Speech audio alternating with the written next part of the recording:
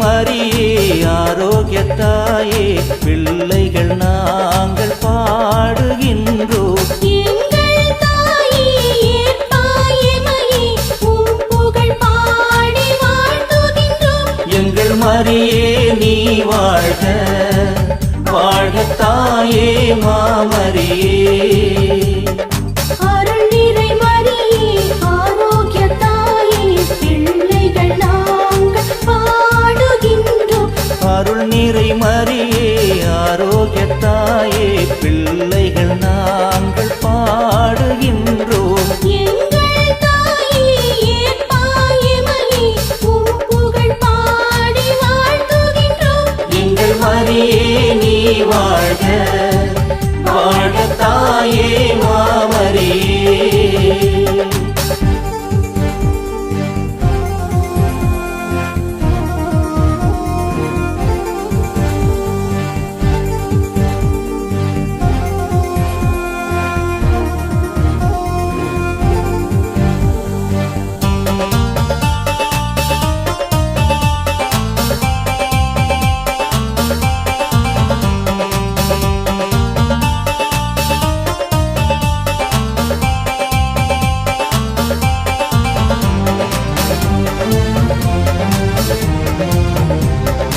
உன்னை நாங்கள் தேடி வந்தோம், இன்னல்கள் நீக்கி காத்திடுவார். எமக்கு துன்பம் எது வந்தாலும் கரங்களில் தாங்கி காத்திடுவாய். எங்கள் மாமரியே உம்மை போற்றுகிறோம், என்றும் காப்பாயே உம்மை வணங்குகிறோம். எங்கள் மாமரியே உம்மை போற்றுகிறோம் என்றும் காப்பாயே உம்மை வணங்குகிறோம். எங்கள் மரியே நீ வாழ்க வாழ்க தாயே மாமரியே. அருள் நிறை மரியே ஆரோக்கியத்தாயே பிள்ளைகள் நாங்கள் பாடுகின்றோம். அருள் நிறை மரியே ஆரோக்கியத்தாயே பிள்ளைகள் நாங்கள் பாடுகின்றோம். எங்கள் தாயே ஏற்பாயமையே உம் புகழ் பாடி வாழ்த்துகின்றோம். எங்கள் மரியே நீ வாழ்க வாழ்க தாயே மாமரியே.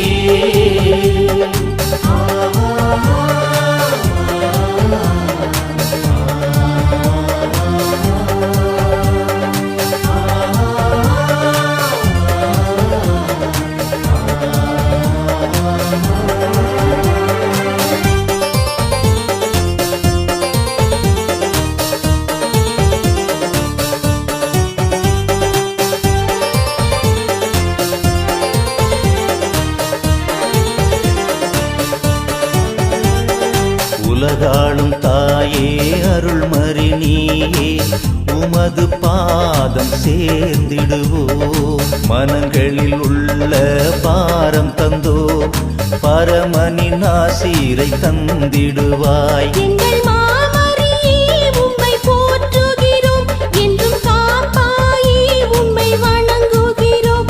எங்கள் மாமரியே உம்மை போற்றுகிறோம் என்றும் காப்பாயே உம்மை வணங்குகிறோம். எங்கள் மரியே நீ வாழ்க வாழ்க தாயே மாமரியே. அருள் நிறை மரியே ஆரோக்கியத்தாயே பிள்ளைகள் நாங்கள் பாடுகின்றோம். அருள் நிறை மரியே ஆரோக்கியத்தாயே பிள்ளைகள் நாங்கள் பாடுகின்றோம். எங்கள் தாயே ஏற்பாயமையே உம் புகழ் பாடி வாழ்த்துகின்றோம்.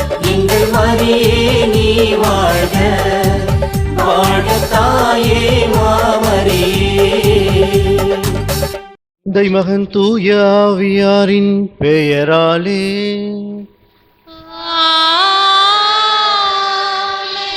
நம் ஆண்டவராய் இயேசு கிறிஸ்துவின் அருளும் கடவுளின் அன்பும் தூய ஆவியாரின் நட்புறவும் உங்கள் அனைவரோடும் இருப்பதாக.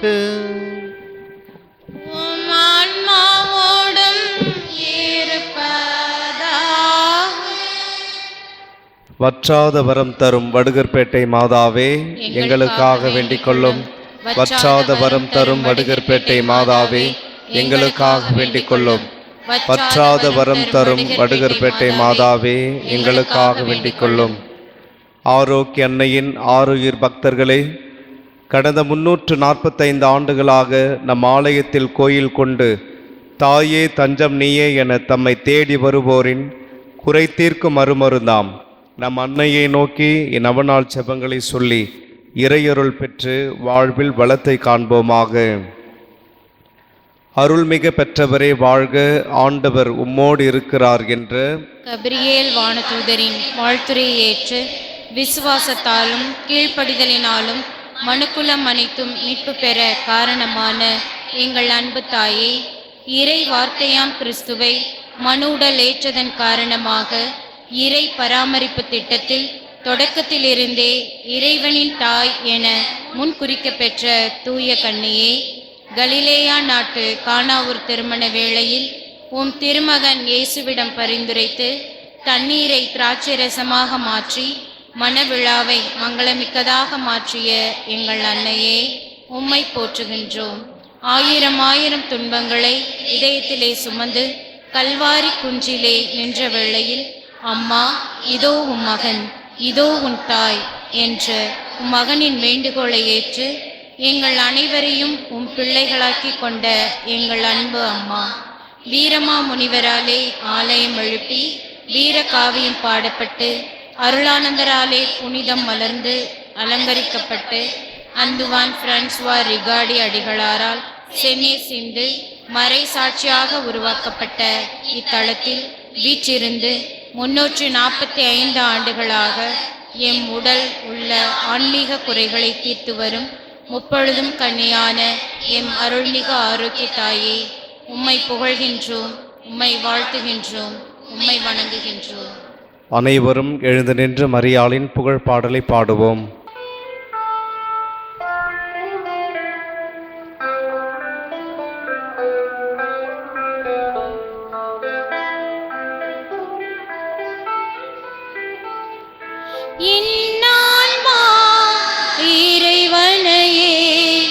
ஏத்தி போற்றி மகிழ்கின்றது என் மீட்பரம் கடவுளை நினைக்கின்றது. என் ஆன்மா இறைவனையே ஏத்தி போற்றி மகிழ்கின்றது என் மீட்பரம் கடவுளை நினைக்கின்றது.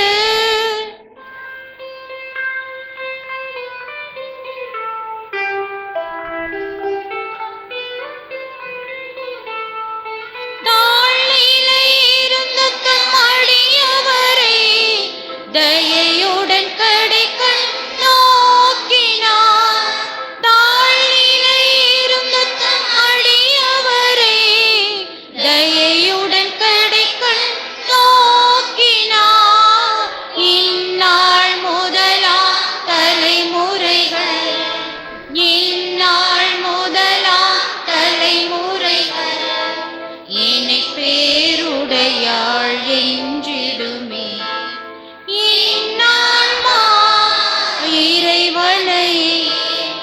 ஏத்தி போற்றி மகிழ்கின்றது என் மீட்பரம் கடவுளை நினைக்கின்றது.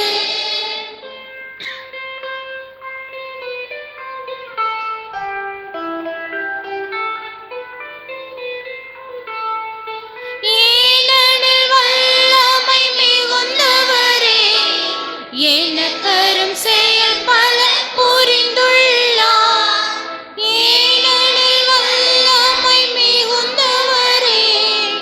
எனக்கரும் செயல் பல புரிந்துள்ளார்.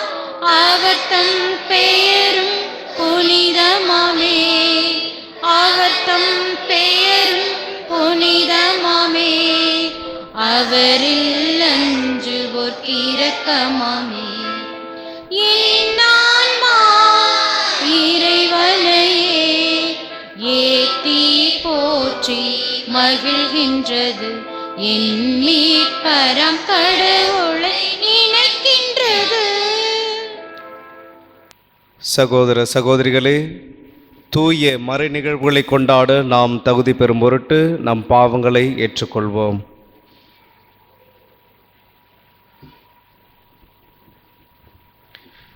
எல்லாம் வல்ல இறைவனிடமும் சகோதர சகோதரிகளே உங்களிடமும் நான் பாவியின்றி ஏற்றுக்கொள்கிறேன். ஏனெனில் என் சிந்தனையாலும் சொல்லாலும் செயலாலும் கடமையில் தவறியதாலும் அவங்கள் பல செய்தேன். என் பாவமே என் பாவமே என் பாவமே. அவையால் எப்போதும் கன்னியாக பரிசுத்த மரியாதையும் வானதூதர் புனித அனைவரையும் சகோதர சகோதரிகளே உங்களையும் நம் தேவனாகிய ஆண்டவரிடம் எனக்காக வேண்டிக் கொள்ள கொண்டாடுகிறேன். எல்லாம் வல்ல இறைவன் நம் மீது இரக்கம் வைத்து நம் பாவங்களை மன்னித்து நம்மை நிலைவாழ்வுக்கு அழைத்து செல்வாராக.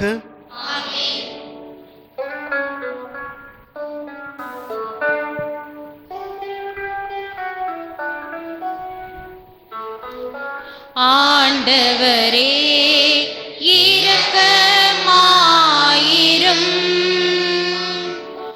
ஆண்டவரே இரக்கமாயிரும். கிறிஸ்துவே இரக்கமாயிரும். கிறிஸ்துவே இரக்கமாயிரும். ஆண்டவரே இரக்கமாயிரும். ஆண்டவரே இரக்கமாயிரும்.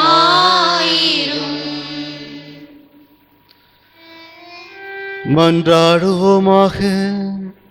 இறைவா, சொல்லற்கரிய உமது அருளாலும் எல்லா ஆசிகளாலும் நாங்கள் செல்வராக்கப்பட்டுள்ளோம். இவ்வாறு பழமையிலிருந்து நாங்கள் புதுமைக்கு மாறுவதன் வழியாக விண்ணரசின் மாட்சிக்கு எங்களையே தயார் செய்வோமாக. உம்மோடு தூய ஆவியாரின் ஒன்றிப்பில் இறைவனா என்றென்றும் வாழ்ந்து ஆட்சி செய்கின்ற எங்கள் ஆண்டவராகிய கிறிஸ்து வழியாக உம்மை மன்றாடுகின்றோம். ஆமென். குற்றம் எதுவும் நான் செய்தறியேன், ஆயினும் இதோ நான் சாக வேண்டியிருக்கிறதே. இறைவாக்கினர் தானியேல் நூலிலிருந்து வாசகம். அதிகாரம் 2, இறை வசனங்கள் 41 முதல் 62 முடிய. அந்நாட்களில் இஸ்ரேல் மக்கள் கூட்டம் சூசன்னாவுக்கு சாவு தீர்ப்பிட்டது. அப்பொழுது சூசன்னா உரத்த குரலில் கதறி, என்றுமுள்ள இறைவா, மறைவானவற்றை நீர் அறிகிறீர். நிகழும் முன்பே எல்லாம் உமக்கு தெரியும். இவர்கள் எனக்கு எதிராக பொய் சான்று சொல்லியுள்ளனர் என்பதும் உமக்கு தெரியும். இவர்கள் என் மீது சாற்றிய குற்றம் எதுவும் நான் செய்தறியேன், ஆயினும் இதோ நான் சாக வேண்டி இருக்கிறதே என்று சொன்னார். ஆண்டவர் சூசன்னாவுடைய குரலுக்கு செவிசாய்த்தார். கொல்லப்படுமாறு அவர் நடத்தி செல்லப்பட்ட பொழுது தானியேல் என்னும் பெயருடைய இளைஞரிடம் தூய ஆவியை கடவுள் தூண்டிவிட்டார். தானியேல் உரத்த குரலில், இவருடைய இரத்தப் பழியில் எனக்கு பங்கில்லை என்று கத்தினார். மக்கள் அனைவரும் அவர்பால் திரும்பி, நீர் என்ன சொல்கிறீர் என்று வினவினர். அவரோ அவர்கள் நடுவே நின்று கொண்டு பின்வருமாறு சொன்னார். இஸ்ரேல் மக்களே, வழக்கை ஆராயாமலும் உண்மையை அறிந்து கொள்ளாமலும் இஸ்ரேல் மக்கள் ஒருத்தியை தீர்ப்பிட துணிந்து விட்டீர்களே. அந்த அளவுக்கு நீங்கள் அறிவிலிகளா? நீதி வழங்கும் இடத்திற்கு திரும்பி போங்கள். இம்மனிதர்கள் இவருக்கு எதிராக பொய் சான்று சொல்லியிருக்கிறார்கள் என்றார். எனவே மக்கள் எல்லாரும் விரைவாக திரும்பி வந்தார்கள். மற்ற மூப்பர்கள் தானியேலிடம், நீர் வந்து எங்கள் நடுவே அமர்ந்து எங்களுக்கு விரிவாய் விளக்கி காட்டும், ஏனெனில் மூப்பருக்குரிய சிறப்பை கடவுள் உமக்கு அளித்துள்ளார் என்று வேண்டிக் கொண்டார்கள். அப்பொழுது தானியேல், இவர்களை தனித்தனியே பிரித்து தொலையில் வையுங்கள், நான் இவர்களை வினவுவேன் என்றார். எனவே அவர்கள் இருவரையும் தனித்தனியே பிரித்து வைத்தார்கள். அப்பொழுது தானியேல் அவர்களுள் ஒருவரை அழைத்து, தீச்செயலில் விளைந்தவனே, நீ முன்பு செய்த பாவங்கள் இப்பொழுது வெளியாகிவிட்டன. மாசற்றவர்களையும் நீதிமான்களையும் சாவுக்கு உள்ளாக்காதே என்று ஆண்டவர் சொல்லியிருந்தும் நீ முறைகேடாக தீர்ப்புகள் வழங்கி மாசற்றவர்களை தண்டித்து குற்றவாளிகளை விடுவித்துள்ளாய். இதோ நீ உண்மையிலேயே சூசன்னாவை பார்த்திருந்தால் எந்த மரத்தடியில் அவர்கள் கூடியிருக்க கண்டாய், சொல் என்று கேட்டார். அதற்கு அவர், விழா மரத்தடியில் என்றார். அதற்கு தானியேல், நீ நன்றாக பொய் சொல்லுகிறாய். அது உன் தலை மேலேயே விழும். ஏனெனில் கடவுளின் தூதர் ஏற்கனவே இறைவனிடமிருந்து தீர்ப்பை பெற்றுவிட்டார். அவர் உன்னை இரண்டாக வெட்டி பிளப்பார் என்றார். பின் அவரை அனுப்பிவிட்டு மற்றவரை தம்மிடம் அழைத்து வருமாறு பணித்தார். அவரை நோக்கி, நீ யூதாவுக்கல்ல, கானானுக்கு பிறந்தவன்.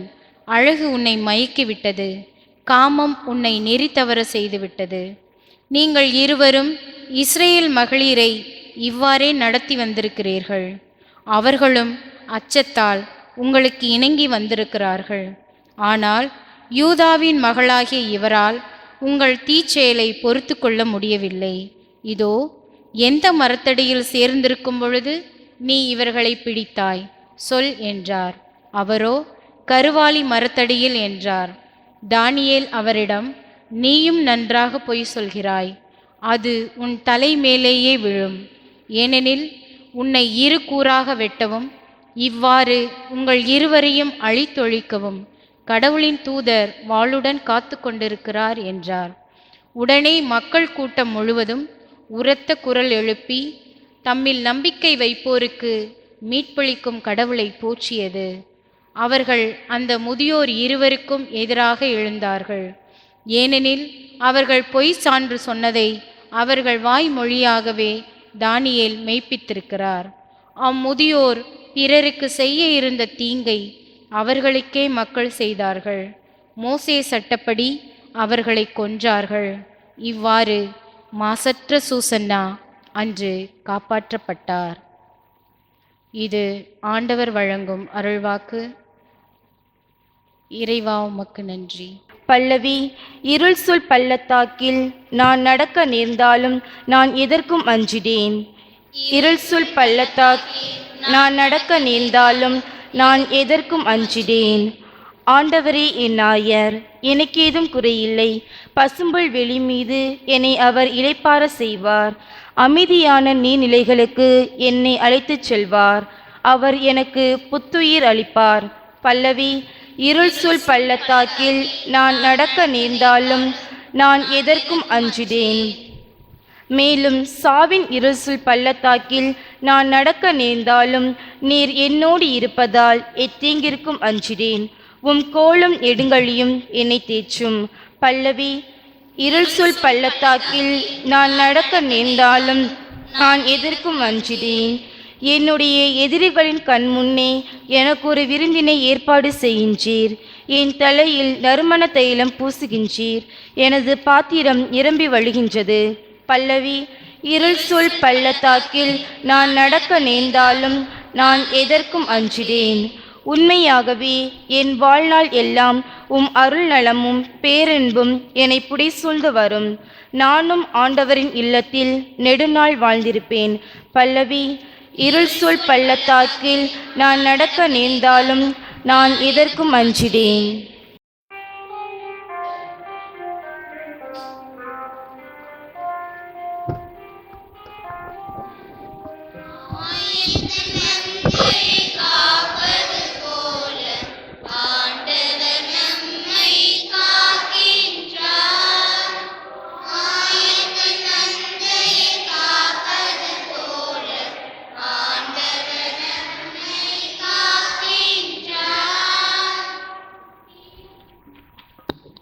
தீயோர் சாக வேண்டும் என்பது என் விருப்பம் அன்று.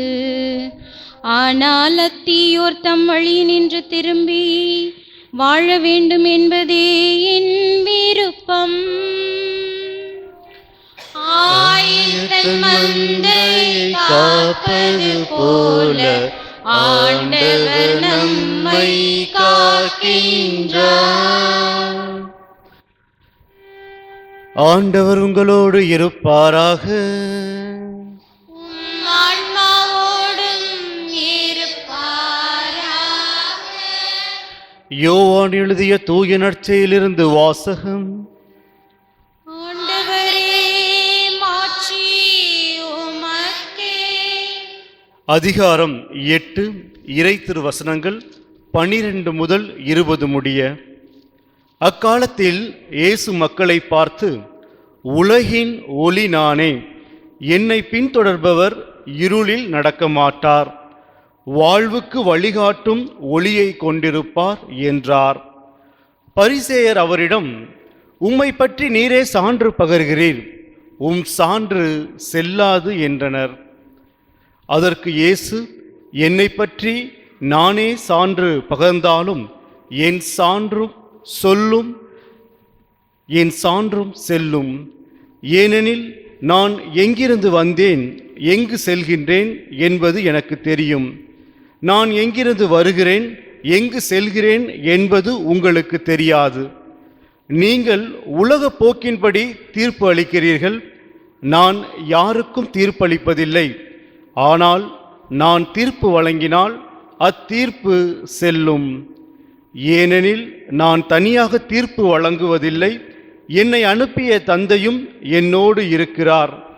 இவருடைய சான்று செல்லும் என்று உங்கள் சட்டத்தில் எழுதியுள்ளது அல்லவா? என்னை பற்றி நானும் சான்று பகர்கிறேன், என்னை அனுப்பிய தந்தையும் சான்று பகர்கிறார் என்றார்.